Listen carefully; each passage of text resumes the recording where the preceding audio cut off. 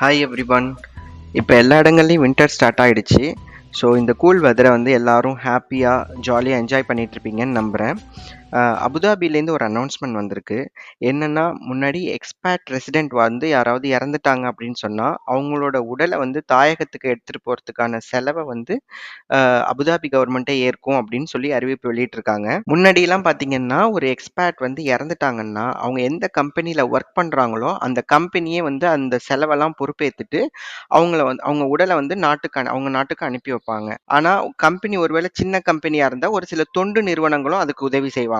But இப்ப பார்த்தீங்கன்னா, Abu Dhabi கவர்மெண்ட்டே ஒரு அமைப்பு ஒண்ண உருவாக்கி, யாராவது எக்ஸ்பேட் இறந்திருந்தாங்க அப்படின்னு சொன்னா, அவங்கள இங்க அடக்கம் பண்ணணும்னாலும் சரி, இல்ல அவங்க உறவினர்கள் வந்து வலியுறுத்தி, அவங்கள வந்து தாயகத்துக்கு அவங்க உடல எடுத்துட்டு போணும்னாலும் சரி, அதுக்கு எவ்வளோ செலவாகுதோ, அந்த மொத்த செலவினங்களையும் வந்து அந்த அமைப்பே ஏத்துக்கும்.